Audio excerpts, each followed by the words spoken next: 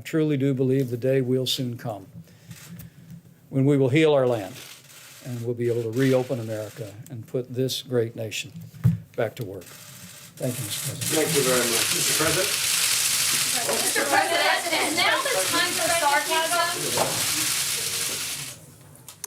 All right, well, that's a surprise. After the Vice President speaks, after Stephen Hahn, the head of the FDA, the Food and Drug Administration, speaks, the President makes brief opening comments. They simply walk out and refuse to answer questions, presumably because the President knew he was about to be bombarded with very serious, important questions about what he said yesterday, which turned out to be a lie as far as ingesting various products that could kill you potentially. And the President said he was simply being sarcastic when, of course, if you look at the videotape, and those of us who covered it yesterday know he was not being sarcastic at all. He was being very, very serious. Gloria Borger is watching all of this unfold. Clearly, the President was afraid of the serious questions he was about to be asked by the journalists who were there at that briefing. This first time this has happened, he's refused to answer questions. He's probably afraid to do so.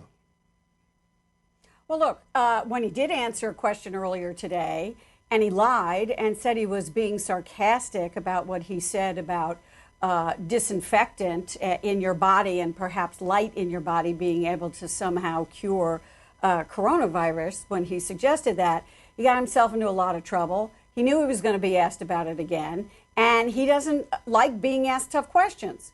So what I would raise here is, well, if the President is just going to read something that someone wrote for him an hour ago and pick it up and read it, then perhaps these coronavirus briefings should be going back to the people who are the scientists, and Mike Pence, who runs the coronavirus task force and who is on the conference calls with the governor.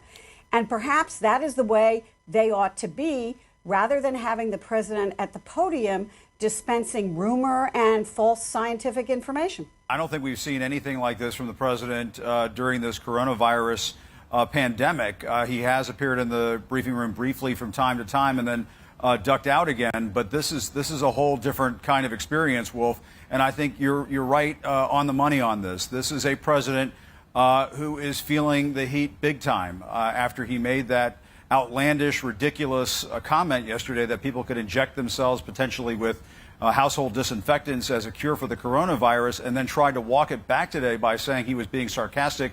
That was obviously a lie.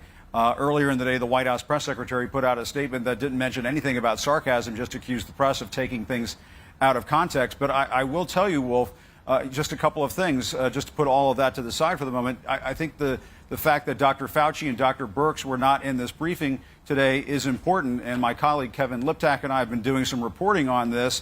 The President has been making life difficult for the medical experts on the coronavirus task force. I can tell you, and Kevin can say from talking to our sources, that some of the experts on the task force are just very reluctant to publicly disagree with the President on camera.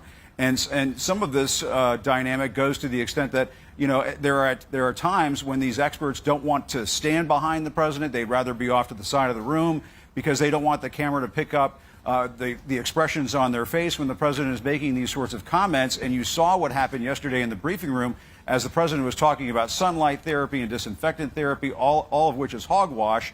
The cutaway camera on the side of the briefing room was zooming in on Dr. Birx to get her reaction. I can tell you from talking to our sources, Wolf, the experts on this task force are highly aware of those cameras, and they're very concerned about their expressions being picked up. They don't want to be seen as publicly disagreeing with the President or perhaps laughing at the President when he makes these sorts of claims.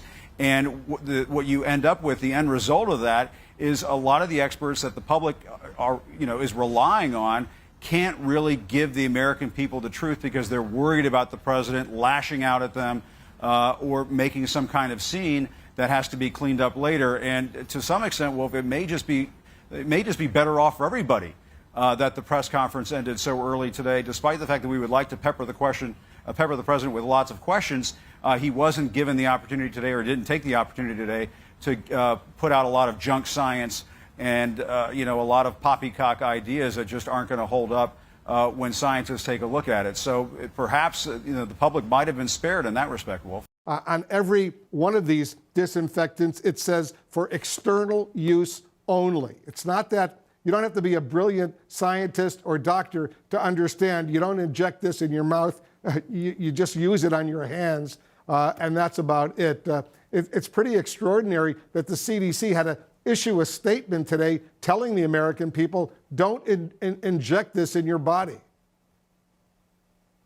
They were worried enough, Wolf, about this that people might, misinterpret and hear the comments that were made by the president and not, sort of immediately walked back by his scientific experts and maybe do something that's dangerous to themselves. So I think that's why the CDC did that. I guess manufacturers of some of these products also put out statements today. It's one of these things that I think most people already knew just in the bucket of common sense not to do this sort of stuff. I'm sure most people knew that, even kids knew that. But nevertheless, here we are having this conversation about this. Whereas there's really important stuff going on around this story in terms of these drug trials, vaccine trials, new developments in that area.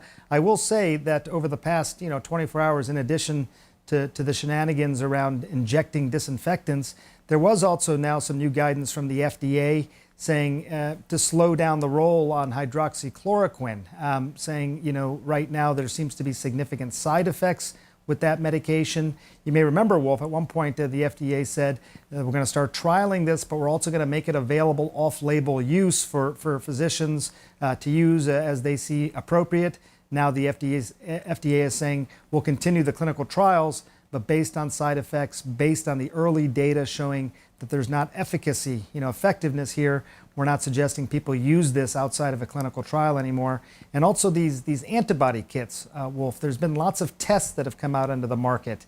Understandably, there's a real rush to try and get some of these tests out there to improve testing overall for the virus as well as for antibodies. But many of them, Wolf, were not validated. They were not, showing accuracy that was high enough to give people confidence in those results. So you also heard the FDA commissioner talking about how they're going to improve the validation around these tests. So, significant things going on, but not overwhelmingly good news in some of these areas. Still a lot of work to be done. And it is extraordinary, Sanjay, when you think about it. Not only the CDC, the Centers for Disease Control and Prevention, has to issue a statement trying to clean up what the president said on these disinfectants. Maybe you should inject them into your body. And as you correctly point out, the Food and Drug Administration has to issue a statement today saying that this drug that the president has touted now for a few weeks, although he's been silent on it over the past few days, hydroxychloroquine, is potentially very dangerous. Let me read a couple sentences from the formal statement publicly that the FDA issued. The FDA is aware of reports of serious heart rhythm problems in patients with COVID-19 treated with hydroxychloroquine or chloroquine, often in combination with azithromycin or other QT prolonging medicines. It then says, we would like to remind healthcare professionals and patients of the known risks associated with both hydroxychloroquine and chloroquine.